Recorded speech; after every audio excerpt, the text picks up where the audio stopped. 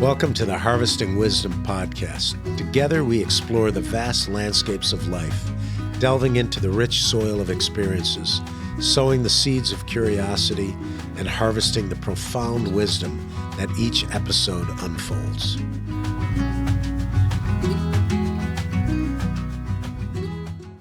Welcome to another podcast of Harvesting Wisdom. I'm your host, Mike McMahon. With me today is Kaitlin Noyes. Did I pronounce it right? That's fine. I never get it right. Yeah. So with ASU's Bermuda Biological Station, right? And it's not just ASU. I think there's 7 different collaborating universities or foundations that are involved with what you guys are doing. Yeah. So, but welcome to the show. Thank you for having me. Yeah, thanks. And we are here now, and I'll do maybe a little footage around here and add some things. But tell me a little about your background. Where did you start? Where did you grow up? How did you get into this? And what led you to where you are today? Sounds great. Yeah, well, I'm super excited to be with you today and talk a little bit about kind of my journey. I did my undergraduate in marine biology, but I'm originally from New Jersey. I've lived here in Bermuda for 16 years. So obviously captivated by the many habitats, marine related, that we have here on the island. And I went on to Columbia University because I really wanted a chance to learn about conservation. What is kind of some of the politics behind conservation? How do you manage conflict? And when I got my first position here at the Bermuda Institute of Ocean Sciences, which we recently joined forces with Arizona State University in 2021, I moved into how do you translate the science that we do here at BIOS to our education programs. And so for me, that at the time, it was from 8 to 88. And it's changed over the years in terms of whether or not I'm working with local students or international cohorts from around the globe. But my role here really is how do we find really creative ways to take the science that we do and translate it for different audiences around the world. Wow. So interesting, as you said, the recent transition of ASU 2001? 2021. 2021, okay. Yeah. So, and it is recent.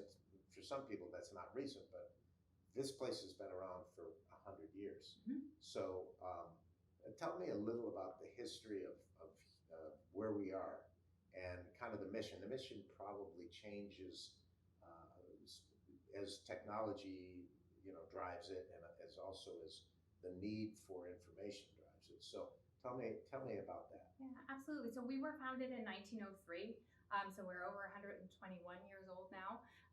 And so it was originally founded as a field station for Harvard University and New York University at the time, alongside the Bermuda Zoological Society. And they wanted an outpost in the summertime to take their students, both undergraduate and graduate students, to learn more about these subtropical environments. So Bermuda is a really interesting canary in the coal mine because it's some of the northernmost limits in the Atlantic Ocean of seagrass beds, mangroves, and coral reefs. And then we have this extensive drop off of the platform, of the volcanic platform, that allows access to the deep sea. And one of the reasons that we continue to be here, and because we started as the Bermuda Biological Station, and have progressed through many different titles and many different logos over that period. And in 2005, we became the Bermuda Institute of Ocean Sciences. And during that time frame, we've also changed our vessels. And so now we have a 171-foot research vessel, the RV Atlantic Explorer, that services a lot of our sustained observations, which is really the core of who we are as an institution. And I can talk a little bit more about those different research programs. But from a history perspective, we really went from a biological field station to then, being able to run year-round long research. And in 1954, a very famous oceanographer, Henry M. Stommel, who went on to found the Woods Hole Oceanographic Institute, to be a president there. He started the Hydrostation S time series in 1954, and that still lives on here in Bermuda today. And it is the longest running 72 years of a study. Exactly. Yeah. It's the longest ocean running time series in the world. It's funded by the National Science Foundation, and it is one of the core reasons that we've been able to continue to grow, have dormitory spaces, have year-long professors and year-long students in residence, and be a thriving, 70-member staff here at BIOS. Great. I went on the website. It's pretty phenomenal because it gave me a pretty good idea of the overall things that are going on. So you guys are studying the physics of the ocean itself, the waves. You're in a unique spot where the Earth is right here, and you're kind of in that confluence of all the way from the Arctic to the subarctic, and you've got a lot of things going on in this area. And I don't know how real the concept of the Bermuda Triangle is, but there's been violence at sea in this area. It's also interesting because probably the nearest landmass would be New York, New Jersey, that Boston area or whatever. So 650 miles, give or take. Yeah. From North Carolina is the closest, but you're right. Really? From a triangular standpoint, we're not far from any of those coastal zones, but we are, like, when you look at a map, we're like completely isolated in the middle of nowhere. But it was British. This is a British colony. Correct. Still. Yes. And then it's super close to the U.S. and it's a great platform, and it sounds like it's always been for a lot of these schools and doing the research.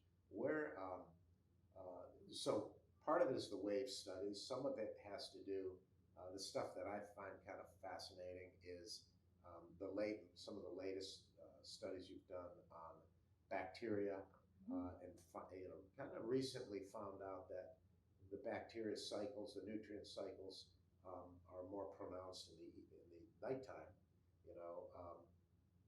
These are, why are those important things for us to know? Yeah, so I think, Henry M. Stommel really did have a vision in '54 to create this, at the time, a chemical, biological, and physical time series. Now that created this backbone that later in the 80s, we added the Bermuda Atlantic Time Series study, which is also funded by National Science Foundation, still a really long, very rich time series. But the thing about the backbone of going to the same places in the ocean every 2 weeks and for sometimes of the year, and then every month for the Bermuda Atlantic Time Series study, is you start to really tease out these seasonal to decadal to multi-decadal scales. Yeah. And that's when you can really get at the questions that you're reading about, like, what are the bacterial assemblages? How are they changing? But also, we can get that profile from the surface to 3,000 meters. So we can look at these long-term changes in the nutrient cycling in the ocean, and who are the drivers. If you think about some of the bacteria that has been discovered here in Bermuda, like SAR-11, we didn't even know it existed, and it's a majority of the bacterial population at certain points of the year. It's present all year round, but we didn't even know it existed until a lot of the molecular techniques, and now molecular is so fast that we can get an idea of who these major players are in this whole nutrient pump, and we call it also the biological carbon pump. We know these plankton, the zooplankton, are migrating every day down to further depths and then to the surface at night.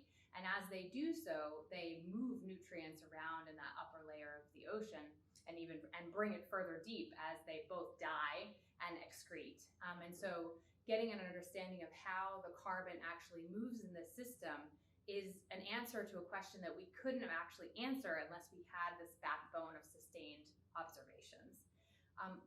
Just to add one last thing, one of our newest programs is the Mid-Atlantic Glider Initiative in collaboration. We're in the magic room right now. We have 3 autonomous underwater vehicles, and although the ship is out for these periods of 4 to 10 days for their different cruises, the gliders in between can be collecting that almost same suite of data. The piece that they miss is they can't take bottled water samples, but they can give us a reading in between those samplings of the nutrient levels, the oxygen levels, the partial pressure of carbon dioxide, and that sort of thing. How deep do they go? Yeah, so the ones that we have are Slocum. They're made by Teledyne Webb. It's a company based around the Massachusetts area. And they go to 1,000 meters. We usually take them to like 998. We usually don't. You don't trust that extra couple of meters.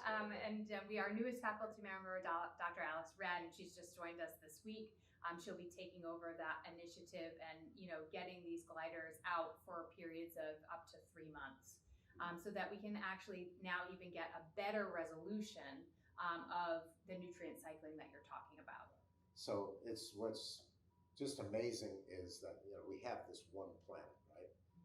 And I listen to people talking about going to Mars or whatever, and that's going to be where after we destroy this planet, that's where we're going to go live. And I think to myself, we know nothing really about this, and we with our urban farming education, we haven't really explored anything water-wise, because our focus is more agriculture-based. We're garden-based learning, but it's the same. It's STEM, and the whole concept is to get kids at an earlier age to think critically, think collaboratively, be able to communicate, but to learn some of these basic things. And the world has changed. In 100 years, the world has changed where we now all live in urban environments, so we're not really connected. And there's, even though 70% of the earth is water, we don't all have an understanding of what's happening in the water or on the land. So the microbiology is kind of the building block of life, right? Yeah. How deep does that go in the ocean? You got pressure as you go down. Is there life going all the way down to the bottom? Really interesting question. So I was just on an expedition in September using the human-occupied vehicle Alvin for Arizona State University. We were on board the RV Atlantis, and we were actually looking kind of at the microbiome. We were looking at the microbes that live within hydrothermal vent fluid. So we're talking, up to 50 degrees C, so superheated water that can still sustain this amazing microbial life. And on board, we also had an astrobiologist. And so where does inner space, the ocean, meet outer space? Got it. And so how are some of these microbes that we're finding in, these low oxygen environments? I'm not going to call them extreme environments, but they are under enormous pressure. They have superheated water. You have these great big vent systems around them. And how does their microbiome compare to those that we see in space? Because we know more probably about some of the microbes that live in space than we do about some of these deep sea. So you will find these amazing symbiosis where these animals and plants and not necessarily plants that deep, but where these microbes are working in tandem together for these hydrothermal vent systems to persist. I can't remember the name. There's a scientific name for a lot of microbiology that is extremophiles, or something to that nature, yes. Right? That they found in extremely cold and extremely warm.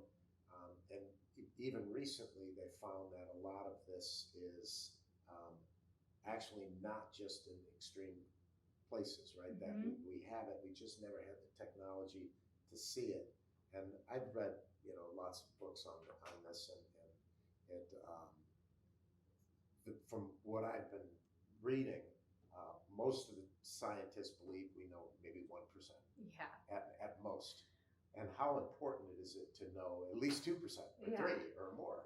We have this really cool study here at BIOS too that it's led by Dr. Yvonne Saval, which is really looking at whether more of an epigenetics. Like if you stress a parent coral, we know coral bleaching is a global problem. Yeah. It's definitely in the top 3 threats to the coral animal itself because they have a close-knit relationship with algae. But she's been looking at, from a microbiome perspective as well, is just that if you stress the parent and then they have offspring, do the offspring actually have a learned adaptation? And does that adaptation to superheated water in terms of a bleaching stress response actually get passed down? And then do they continue to have that resilience over time? So we're only in year 1 and had some really interesting findings that the parents are passing down a signal of adaptation. And what's interesting about she's continuing her work is that how does that genetic code shift, does it persist over time? Which is how much can some of these organisms from a climatic standpoint, we know there's going to be winners and losers as the ocean heats. Sure. And as the ocean changes in general in terms of its food web. But can there be a process in which there is an inherited resilience to something like superheated water or high UV. And we talk about how old or long this study is, which is 100 years. But when we look at planet geology, or the formation of the planet 4.3 billion years ago, this is nothing. Yes. Right? And that's an important thing for us to know. There's been booms like busts like this all the time. We've had heats, and we've had global freezing and global warming and the whole thing throughout time. And that's why some people say, well, it's not really that critical because the Earth's always going through that. And there's always these adaptations, right? That life is extremely resilient. Yeah. However, we are at a place where humans have, I think for the oceans, the first thing I think is the pollutants. And I've read about planktons, zooplankton, phytoplankton, phyto being plants and photosynthesis, zoo being animals or microorganisms. And I've heard that a lot of the next trophic level in the water is starting to eat plastics, microplastics, thinking it's planktons. When you guys are doing the studies, I've looked at what you had. You have salinity, which is also considered one of the problems with coral bleaching, I guess. I don't know if it's salinity per se, it was something. It can have impacts. It can induce stress. Rapid changes in salinity, because the coral has to pump things in and out, so it needs a certain osmotic pressure to be able to move things. And that'll slow it down technically, right? It can reduce the way that the pumps operate. Okay. But in terms of what we're seeing from a chain, Bermuda is a really interesting place to look at phytoplankton and zooplankton because we don't have as much of a coastal runoff of pollutants. Right, not here, right? Yeah, that's the nutrient. The nutrient load is different because, little small pulses of nutrients out onto reefs is probably not necessarily a bad thing. Oh, right. But it's just whenever you disrupt that symbiosis between the plant and the animal, there is a stress response that happens. And so when you have an overloading, let's say, of a golf course nutrient in directly onto a reef, that is definitely going to have an impact on that localized area. But it's an interesting place to look at these blooms of phytoplankton because it really is in an open ocean, very natural mesocosm. It's almost like you took the ocean and you could put it in a tank and do a study, because we go, 23 kilometers southeast of the island and we have our own little microcosm of an experimental zone that is far from human influence. I mean, not far, because everything is influenced by humans. I mean, you got golf courses here in Bermuda. we do, right? and we do. But at least, we can see the changeover in natural time. And I think back to your rate of change question with, with how the Earth is changing and how the ocean is changing as a result, is that, as humans have increased let's just take carbon dioxide for an example, as we've increased the amount of CO2 that we are emitting to the atmosphere, the ocean is just an amazing absorber of that CO2. Right. And as it does so, it changes the chemistry of the ocean. That is fact, right? I mean, we've seen it at our long-term time series. We know it changes the chemistry, and that influences how these organisms move carbon in the biological carbon pump. And so from a microplastics perspective, pollution out even in the open ocean, we have a long-term time series that goes, it's actually headed out next week to Puerto Rico. And during that time, we take water samples and we're looking for really tiny, almost to the nanoplastic size, by filtering water at these different depths. And so we can see from the study, anecdotally, it's not published yet, but that we're getting some of these particles really small, as deep as 5,000 meters is as deep as we've cast. And so we know that it is ubiquitous. The plastics problem is not going away, but this allows us to really understand what are some of the sources and sinks and how is the ocean actually moving it, not necessarily just by wind-driven currents, but how is it moving it to the deep through this biology, and how is it convecting it over time?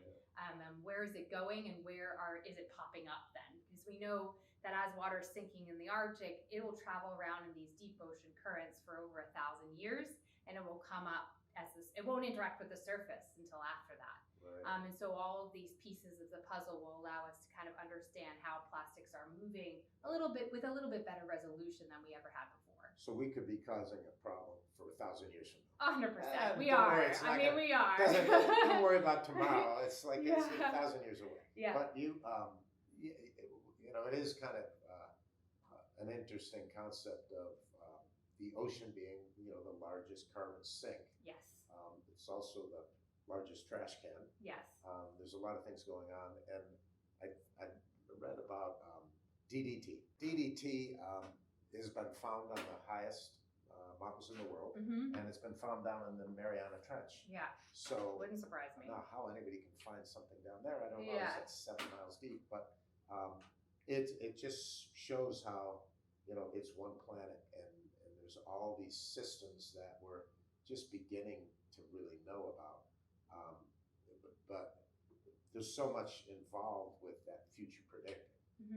The technology now is pretty phenomenal. I mean, the microscopes that you're using and the systems, the filtration systems to get to where you're going are pretty amazing. Are you using any satellite imagery for anything? Because that's also, I don't know how deep you can actually go with that. Yeah, so ASU has part of the Coral Atlas. They have ownership over the Coral Atlas, and a lot of remote sensing data is coming out of ASU, including work that has been done here by Dr. Eric Hochberg in terms of flyovers of reefs, and also flyovers with the addition of spectrometer, which will allow us to look at how light is bouncing off of these different ecosystems and be able to then tell us a little bit more of the makeup. So if you can kind of get an idea of the productivity of a reef just from a satellite image. And of course, that takes a whole lot of ground truthing. You need divers in the water actually looking at what physically is there. How does that calibrate with the color, the spectra that they're getting from these low-flying planes, and then be able to build out an algorithm so that you can be able to map much larger swaths of reef. But then could you also do a flyover and do a reef check? Can we actually look at the productivity of these corals from these low-flying planes, like a Gulf Stream? Okay. And so Dr. Greg Asner, based in the ASU campus in Hawaii, has several planes that they've been doing a lot of this remote sensing work, and has done a lot of forestry work too in this space. And Dr. Eric Hochberg here at the Bermuda Institute of Ocean Sciences has worked in multiple, at least 7 or 8 different coral reef ecosystems, working on how you can get a larger image of how corals are doing from plane, and then also ground truthing those algorithms on the ground in the water with scuba divers. Wow. Which you could also do with robots in the future. You could do it with drones even in the future in terms of the flyovers. Yeah, there's so much, the technology now is so amazing with robotics. Yeah.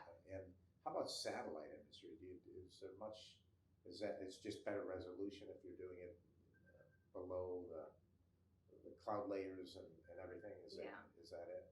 We can do a lot so we have a couple of different projects working with NASA right now on the PACE satellite. So a recent satellite mission looking at both surface ocean color for phytoplankton and zooplankton, and ground truthing that against our Bermuda Atlantic time series study, and looking at how these, especially the phytoplankton, are using light, and so how productive are those waters based on their what we call light use efficiency, and can we actually get a good idea of ocean color from the PACE satellite? I'm not an expert by that in any means, but we do have 2 NASA PACE grants here at BIOS working on that. Getting started. I podcasted with Bruno Masso, who was, I'm going to get it wrong, it's Michigan, I don't know if it was Michigan. Michigan State maybe, but he's been part of and he took over this department from another professor who's doing it for 20 plus years, but he's using satellite imagery for agriculture. And he's been able to, I think he's monitoring 3 million acres, something like that, but he's been able to determine areas that farmers should not work in because the crops just aren't ready or the soil's not good for it. There has to be somebody on the ground, like there's got to be somebody in the water. Yeah. But he's been able to, I think so far, save up to 23% nitrogen use on farms. Wow. I wonder if, that'll be, it's kind of the next thing, right? Yeah. If he's doing it on land, it can be done on water. Yeah. And it's similar studies. Right now on the reefs, like we can physically, even with your camera that you have right now, like you can stitch together using photogrammetry thousands of images and create a 3D model. And we've done this with our 15-year-old. So I now know as of last summer that it could be done with a 15-year-old scuba diver. Of course, they were doing 5 meter by 5 meter grids. But now a lot of these autonomous vehicles, I saw Woods Hole this morning has one now out in the Caribbean. You can do it autonomously, and then you can also do it from just an ROV as well. You can actually map much larger areas and stitch those photos together so that you can have kind of scale up to the satellite, right? So you've got the micro and then be able to ground truth those satellite images from the photogrammetry. And so that part is even getting better, even in the decade that I've been, teaching students little bits and pieces of coral reef ecology and diving methods. It's like we went from taking photos with a clunky hand-hold camcorder when I was a student here many years ago, which I won't give that date. You don't want the water getting exactly, with a distance pole to now being able to take a GoPro out, and as long as we have a ground truth true north and we have a sizing pole, we can do so much in just a short amount of time with 50, with, well, in my case, it was like 15 divers. So there's two things, because I'll lose my track. But, Sorry. One is getting back to biology. Yeah. You could be feeding information to biologists, microbiologists around the world, because again, you're down there in the water, but these new organisms can come up and be studied pretty much anywhere. So it's a matter of this collaboration between a lot of different. Do you have a lot of people reaching out looking for some of the data you have? Yeah, absolutely. So there's a couple of different pieces. We have one really large privately funded program called Bioscope, which is a collection of microbial oceanographers.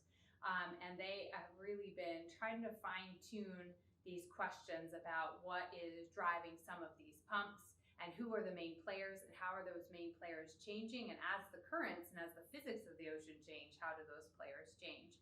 And so we are sought after in terms of coming here to build upon our microbial oceanography expertise. Most of that is open ocean, but then because we have that open ocean expertise, it's now pulling from that to actually look at some of the microbiology of anything from a sponge to some of the deep sea water samples that we're also able to capture. And so I think we don't have a big genetic facility on site. Most of our sequencing gets done at ASU or other institutions, but it's so cost effective now to be able to figure out the whodunit. Whereas 10 years ago, it would have taken a multi-million-dollar grant to say whodunit. We can do it at a much more cost-effective rate because technology has increased that much. Yeah, and I look at the parallels now between, and that's what am I out here in the ocean looking at this, but there are so much of a parallel. So when we look at agriculture, which is number one human activity since humans have been here, and we've used a lot of the land on the planet in pursuit of that. But it's a physical analysis, clay or sand or whatever you have. Then there's the chemical analysis, and I think we get caught up in agriculture on that chemical. A lot of our food that we eat is just synthetic chemicals, NPK, that is proven that it can produce a vegetable, not necessarily one that's very well balanced or got great bricks or anything like that. But so we're comparing that so that you got the physical, now you got the chemical, but the biological kind of drives the whole program, right? And you talk about nutrient cycling. That's one of the things you guys are doing. In we compost, but my soil company, we compost and then we blend different things. We'll take minerals and we'll work them into that soil. But in the composting process, we go to a thermophilic stage to kill off some of the bad bacteria bad or bacteria, what? whatever you want to What is call it, defined as? fungi or whatever. And then, but the process is kind of amazing, right? Mm-hmm. It's the microbes are, the heating process has to do with the population of microbes blowing up. Mm-hmm. And you're getting this kind of the same thing with this bacteria, algae blooms in the ocean. Mm-hmm. And what happens during that process is they grow, and you get this heating effect, but you also, during that process, at some point they stabilize because they've sucked up all the oxygen. Mm-hmm. So you're seeing that in the ocean as well, where you have these water areas that are, they call them dead or whatever, but and it has to do with that nutrient cycle, and that drives it, right? Yeah, so we are seeing changes in the seasonality of how where our different layering, or we call it our stratification, or like, because I think of the ocean as a layer cake, so you think of it as like a 20-layer cake. You've got different water that's been formed in different areas, and it has a different density, so it has different salinity and temperature, and they move independently of each other, especially deep ocean currents. And so what we're seeing is the summer is getting longer, but we're also seeing areas of the ocean that, because of this, the microbes using up a lot of that oxygen in this very thin stratified layer, you get a deoxygenation of the surface layer. And so that doesn't have a direct relation to like the runoff of a Mississippi River or something like that. That really is a dead zone. A lot of different type of dead zone for a different reason. Okay. This is a naturally occurring deoxygenated pocket. And we also have this happen actually here in, locally on the island in Harrington Sound, a place called Devil's Hole. And so we're comparing what are the microbial shifts in this really interesting mesocosm in the only semi-enclosed bay in Bermuda to the open ocean.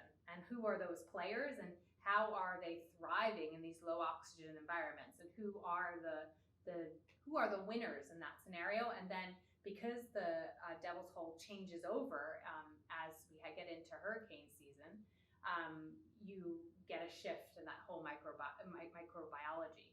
And so how does those players translate to what we're seeing out in the open ocean is something that we actually can do, because they're only a 6-hour transit from each other, which is kind of crazy. Yeah. And the craziest thing is since I started doing nonprofit work and what we're doing, I've read, so I mean, my learning curve is kind of like this. You probably know every kind of fungi and soil. No, what I know is I know now how little I know. Yeah. I feel like there's, and so I'm trying to write books for only for my own edification, my own understanding of how composting is working, and how the biology is working, and how we can, separate, clay and make it more porous, and how crops cycling works with that microbiology, right? Mm-hmm. But we're in that same kind of space when we're looking at the oceans. Yeah. And I think that's the concept, because recently I'm finding something that's been going on for thousands of years. Yeah. And really for the last 50 years, you have Korean natural farming, which is kind of I'm going to say it seems like the opposite. Of course it's not, but with composting, today's composting, this last 100 years or so, is about keeping things aerobic, keeping that oxygen, that kind of thing.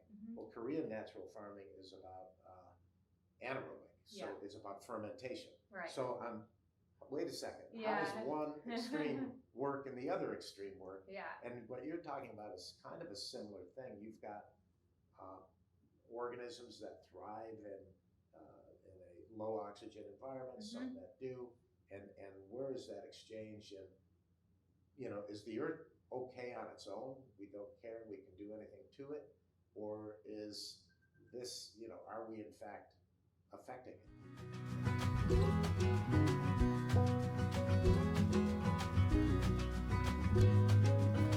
Thank you for joining the Harvesting Wisdom podcast. Click subscribe and like for ongoing insightful conversations. Explore our webpage for show notes and additional resources. Visit our guests' webpage for deeper insights. Your engagement is the foundation of our journey, and until next time, keep pursuing wisdom.